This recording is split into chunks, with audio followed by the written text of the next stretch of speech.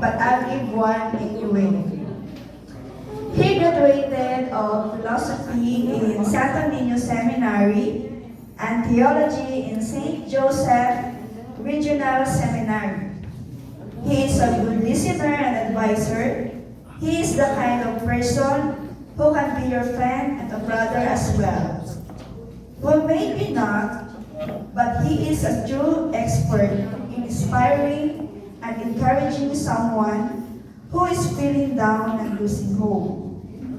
We are blessed to have him here today in Date with the Lord with the theme, Let All That You Do Be Done with Love. Please give a warm welcome to our guest speaker, Seminarian Niño Hilario Ribaldo Araula.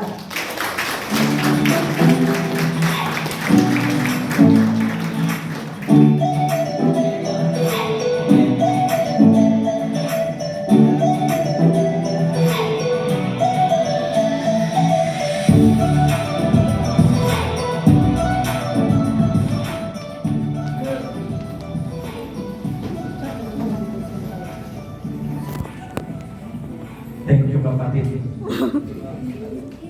Nakasure ako ba ito? Anyway, thank you for inviting me as your speaker for this afternoon. And feeling check before we begin. I feel nakubaan ako. Okay. Before anything else, I would like to ask you, feeling check, kamusta ka mo? What do you feel at the moment? Happy. One word. Blessed.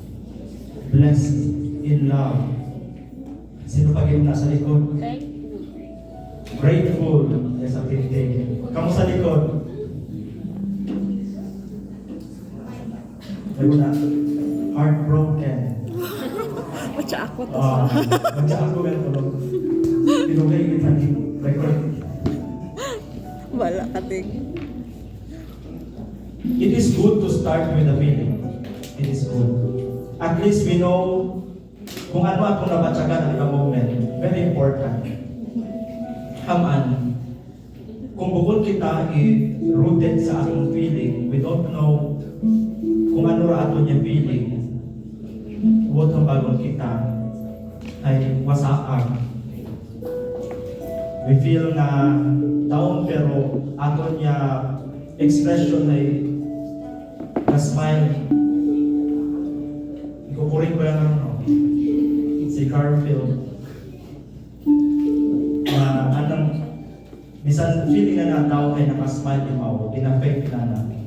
And that expression is very fake. You should be true to your feeling. And before you go outside na magpugtaw ka mo ay check kung ano yung kamansya. It's very important na to root yourself sa feelings ninyo. Okay? Ang aton niya, tayo ba makaroon is this. And I would like to read it sa sulat ni San Pablo. A reading from the first letter of St. Paul to the Corinthians. Be on your guard, stand firm in the faith, be courageous, be strong. Your every act should be done with love. The word of the Lord. Thanks be to God. Kung mapanuhan ninyo, may wako project, wako presentation, wako very old school. That's my way. May pangutana ako, may pangutana ka ina. What is love for you? Love is like a rosary full of mysteries. Love is full of sacrifices. Love is endless. Sari-sari kita definition with love. But love, according to our Catholic faith, love is simple. To love is to will the good of the other. will the good of the other. Magumura ang bagon, pero magbubudlay obrahon. Right? Madaling sabihin, pero mahirap gawin. How will you do love, or how can you love your enemy? Huh? How can you love your enemy? By forgiving. And one of the greatest act of loving is forgiving.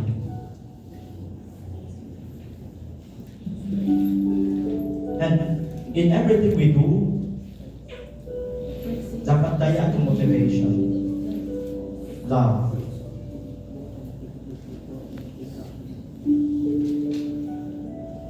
Hamanit ka, obra ka mo mga butang na ginaobra ninyo mayan.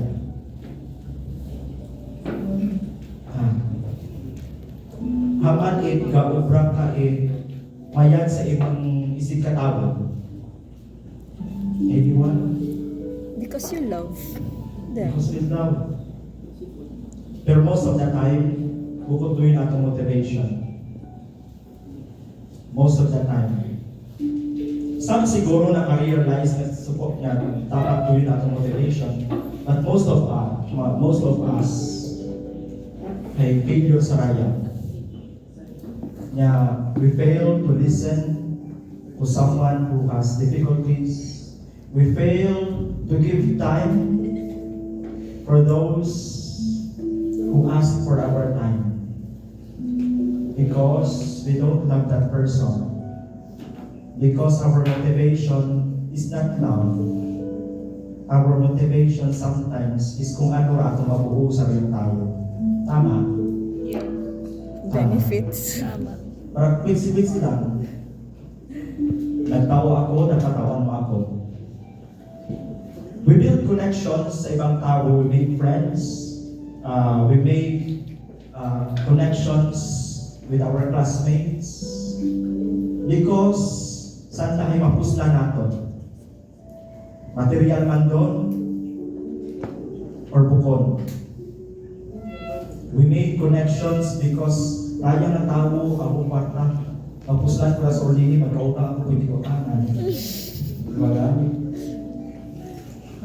We make connections sa mga tao na may power. Dahil sa ulihi, kung ako may kinahanggan at tao nga may power, may mamuli ka ako. Magkasaga ako, halimbawa, uso sa kabataan, huwag na drive na license, what helmet sometimes, we use our connections sa makarimutan. Why do you really do the things that you do? Kaisipan niyo amat doon. Kapag ginaubra kurakana, sino gitimaw? Wala. Ay, palangga. Sino mo naghahalin? Paunahan ang kabalingan ka. Kamu ladies, kapag durumay na lang. Paunahan ang kabalingan ka. Kapag ginaubra ko raya sa akong tao nga binapalangga. Dahil, ano ka, orat. Kaya lang magkarana kung ayaw ko ay mo ito palangga. Pero sometimes, tungod palangga natin, so isa lang katao, pinahubingan natin ni Mao. Sometimes our loving is very controlling. Sino na-experience ka? Because of love ay gina-control or ikaw na nag-control sa iyong pinalangga.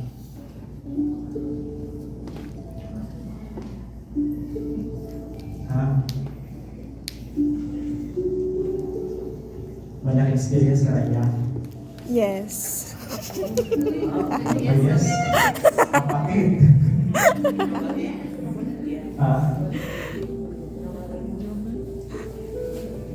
Never ever forget that loving is willing the good of the other.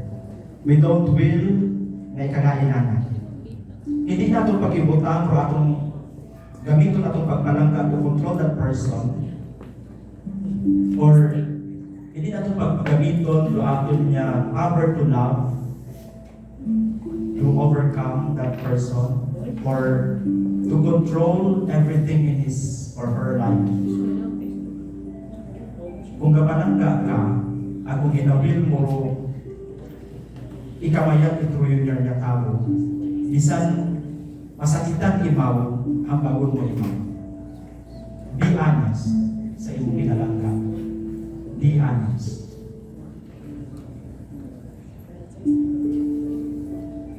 Sometimes we love, or sometimes we do things out of wrong motivation.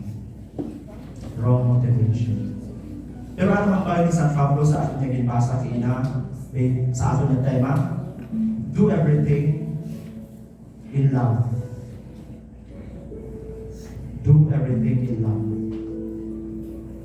Aman, if doing it with love, if doing things with love, maukan. Di ba lang? Yes. Di ba lang? Aman, sometimes, wato niya pagpalangga or pagkubra na itong mayan, na motivated bukod in love, nagiging letter O. Sino naka-excited yung letter O na word? Overacting. You know, one word. Obsess. Sa bilog pa sa obsession. Obligation. Parang inaobligar mo yung kaugalingon na magpalangga lang. For example, isang bukod it sa context it magnubyo at magnubiya. Ibutang nato sa sulit panimagay.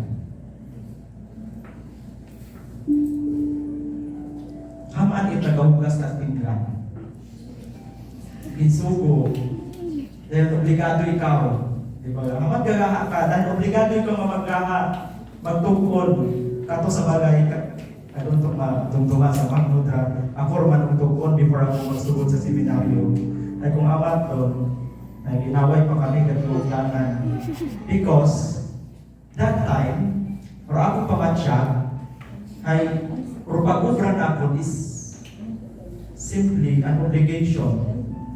Matungkol ako dahil kinahanglan ko matungkol. O kami kanon.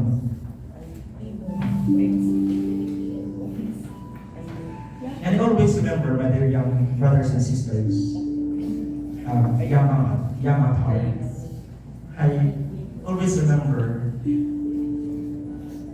love is not an obligation. Love is not an obligation. Ano yung power? It is a power. Love is a power to be, to love and to be in love. Di ba? Singkay nag-anin mo yun. Kung nag-antigo kita, we have that power to love. Pinambay kayo na sa mga pumangutanan na ito kayo na may nakano. We know love because of God. Aman. We know love because He first loved us. Hindi mo mahangkaw isa lang kabutan kuha mo na experiensyahan. You cannot love others if kuha mo na experiensyahan do yung love halin sa iyong panimalay. Kuha ron pa experiensyahan it atong gidikanan kung wa sandag yung palanggaan ay kato. At the same is true man sa andang ginainan. Hasta makaabot kita sa end. Ang end karon is God, who is pure love.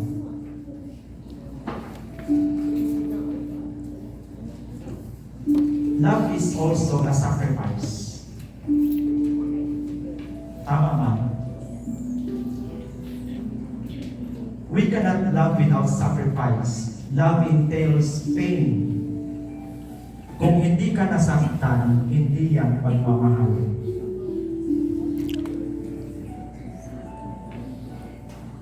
Example, if love is a sacrifice, balik kita sa aton niya, pamilya, sa family. I don't know if na-experiensyahan ninyo Raya, but ako na-experiensyahan ko at naparuhan ko man. Kasuga ba mo yun? Galunggo? Gigi. Ano meron sa bilog mo? Marok?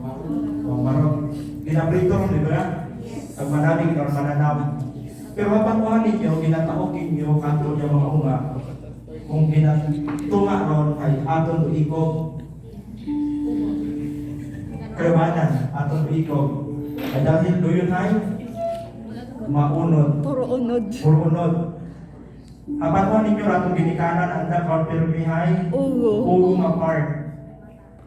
Si tatay kato matumtuman akong anak ko niya mangawa kagapuista nagalunggo haywat ugo as in literal nga ugo bukod kay ibahan ko tiyan haman ba ako ay pinaubra na narayon na lang nagsuod lang sa Pilipino lately haman bisan ugo nga part at bilikanan tapos aton do iko ga puno ang nakamot ako sa sabat na bangod sa andang pagpalangga sa andang mga love entails sacrifice. In sakripisyo lang na hindi sa na magkaon ito yung parte na gusto man ron. For sure, gusto man ron. Pero they chose not to eat that part dahil sa pagpalangga kato. Dahil gusto na lang itaor the best part kato. Ano rin motivation nanda? Love. Anong pagpalangga kato. Yan ko amat doon, hindi na ito pagpasulong sanda. Late I realize, doon yung mga bukang na.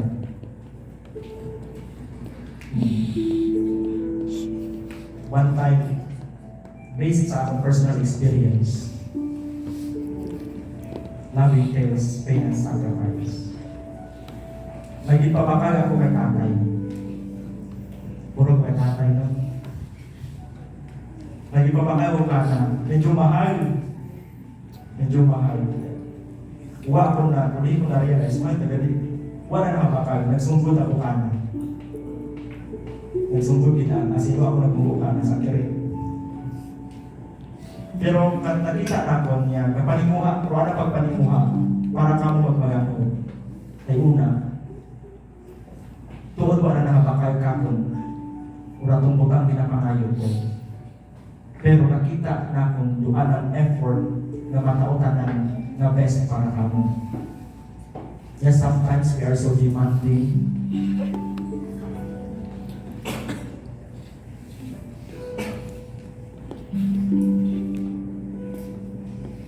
Kung makadimang kita iwakas. Don't worry na experience naman yun. Pero magiging-demanding ka to. Pero kung ka puli, maturo ka to lesson sometimes. In a hard way. Last. Love entails pain and sacrifice. Kaya nag-decide ako nga magpadayon sa seminaryo, ginatod ako ni tatay sa iyo, sa nanay. And I never thought nga that would be the last na magkatod na ako. Dahil at the same year, 2018, nagmasakit ikaw, nagdala ng sakit sa heart, nagdala ng mga sa hospital. Nagpuna na ako na-realize tanan, halos tanan, that time, si tatay ay nagpalangga na din kami. Naruan sa pagpalangga na narang reward pa namin, hayruyon niya ang masakit.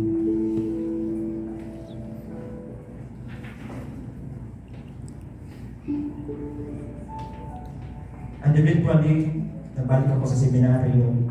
That was December vacation, Christmas vacation. Nagbalik ako January dahil nagmasakit pa na ako that time. In January na kaya na-delay ako pabalik. Balik ako January, February, fast forward, February 28. Kibot ako. I can still remember the place. Kung gaalin ako, gaalin ang may klase kami English. Nag-break naman that time. Ang ginapon. Istorya kami ng Randy Ammonia, pare ito sa Tumangkas. Ang manangan nagpagapit si Gerald. Crush Gerald na. Ginhag ka na ako. Umaalin ka. Very unusual ba yan? Very unusual. And then, it dawned on me nga, something happens. Nagabanan na ay, si tatay yan.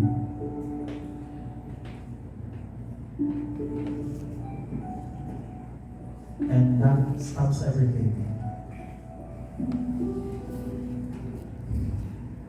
Ano ang punto?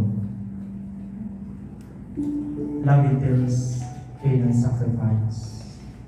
Hindi na itong pag-abot tondo tayo ng ano yun, ano ng kabukat. Na let our love be expressed. Let our love be expressed. Sa atong ginikanan man doon, o sa atong friends man doon, let your love be expressed.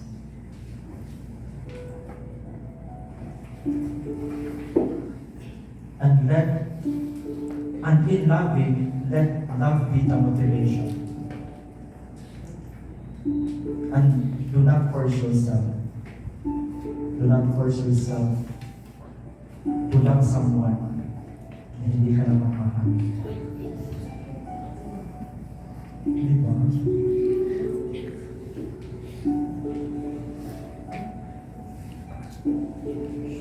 Let all that you do be done in love.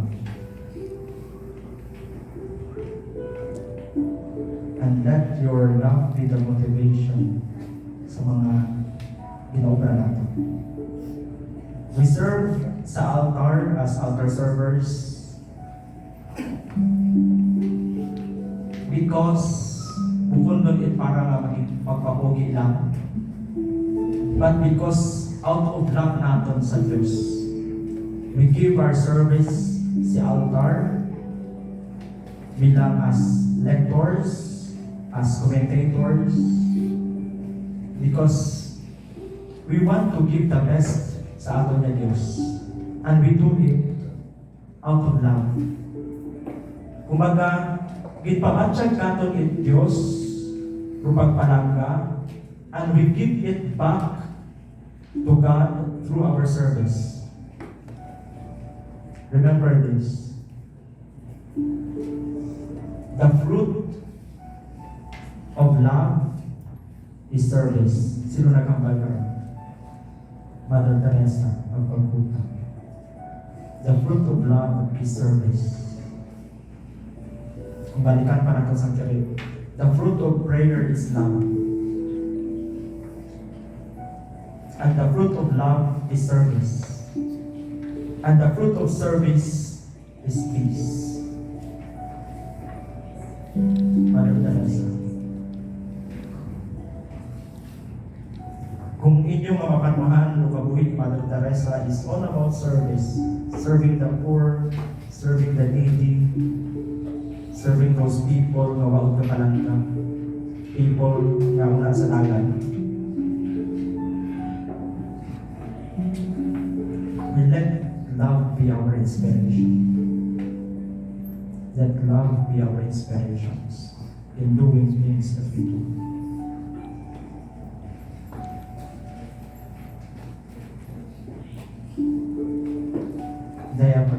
Sometimes we do things out of wrong motivations.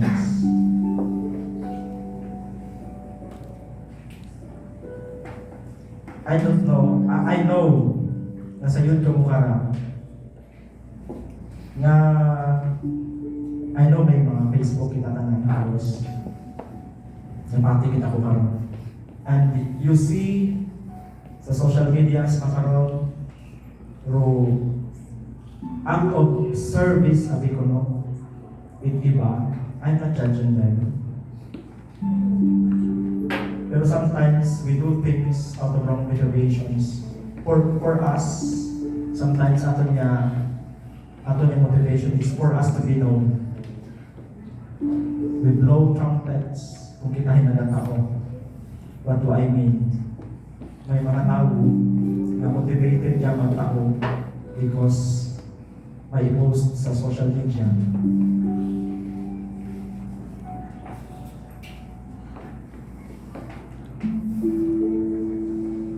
May mga tao na nag-servisyo dahil gusto makilala. Kaya tanan niya butang sa kabuhi, butang sa social media.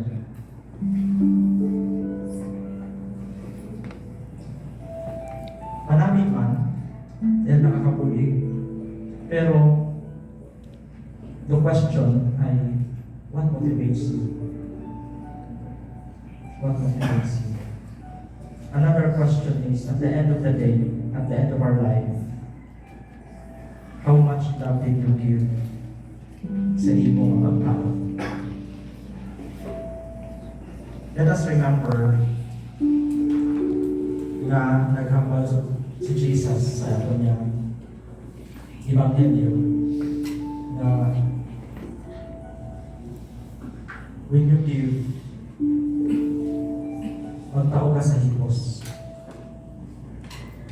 and you are going to be rewarded with it. Pero kung hindi mo nga pagtao ay ipakita-kita mo, may reward ka man. May reward ka man. Pero worldly rewards. Always remember na kita iya sa kalibutan ay nag-aaki man ang passive. We are all pilgrims. We are all pilgrims. And when we say pilgrims, nag-aagi man kita. Our final destination is heaven. And tayo may nakadundog katon in Lenten season. The Lenten season is our preparation sa summit na itong hinahandog. And what is that? The resurrection. Salamat po sa atong ginaobra na makaroon kung at resurrection. We aim for that life. But before we go to that end, pangutan natin, ano lang ginaobra sa akon niya pagpangapuhin sa tanggahugat ito yung end year.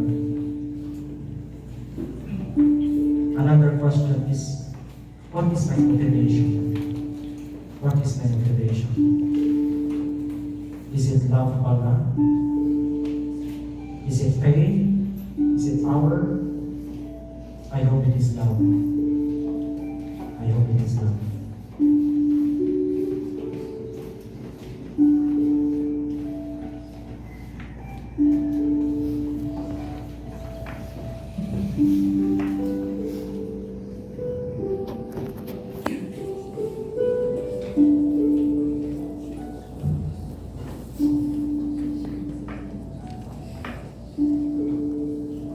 Siguro mga tao na magubuong makikugma.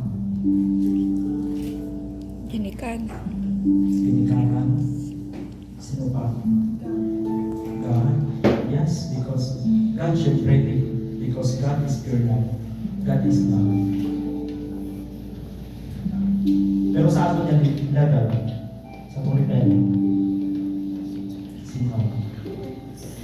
The people or the persons who can freely love are those persons who are free.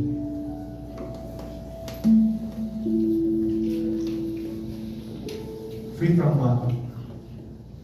Free from what? Free from letter B. Pride.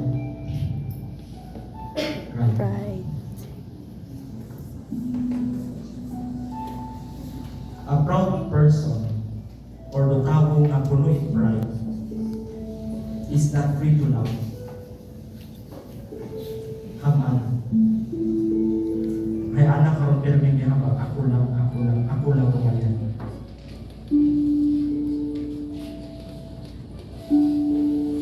Free from what again? From letter A. Anger. From anger. If a person is full of anger, that person is not free to love. Doon ka na mabuto, paitago, ang maghahawid ka na hindi magpalangga. Habang mo ni Kaina, one of the great acts of love is forgiveness. I don't know if mapanuhan ninyo Raya sa gituro ka ni Jesus na prayer, the Our Father. Can you see the word love on that prayer? What di ba lang? Isang tres karo mo what that word. Pero ano una? Forgiveness. Forgive.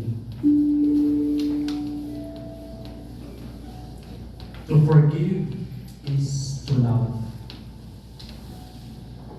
Not just para sa kaugat sa imong nga kontra or sa imong ginakaibigan, kundi imong love sa imong kaugalingon. Naila ka ba makatulog sa gabi nga may akit ka ba? You cannot rest in peace. Tama. If you are full of hatred, of anger, budlay ka lang ka. Ano ratidog karon? For you to be freed and to be free na magpalangga, forgive. Why is it na yung forgiveness or forgiving is one of the greatest acts of loving? Because it needs great humility for us to forgive.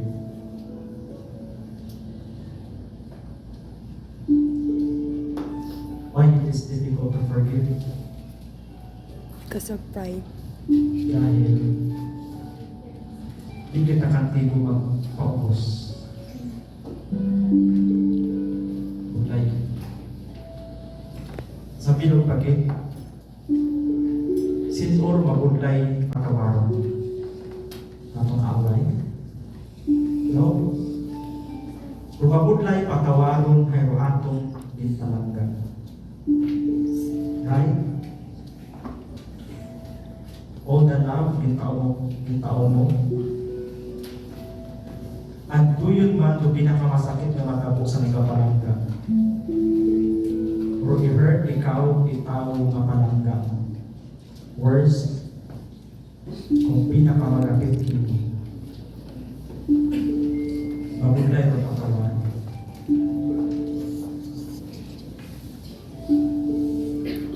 Pero pagpatawad ay buod ng ilatong ugat. Pero pagpatawad ay kinahanglan i-crush siya halin sa Diyos. And we ask that grace to forgive. And free yourself from anger. Free yourself. Yes, admit na aking ikaw. Admit, patunang. Pero hindi ikaw magpunto sa ikarong laton niya. You have to do something. And what is that something? Forgive. Decide to forgive.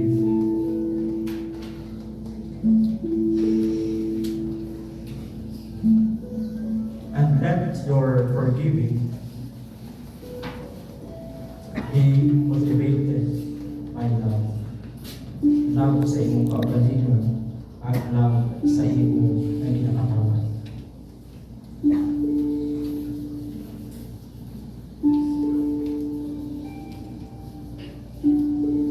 And to end, we go back to our identity. Go back to our what is our identity? We are all sons and daughters of our God. We are all made in the image and likeness of God.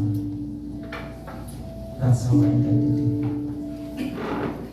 We are capable of loving because God loves us first.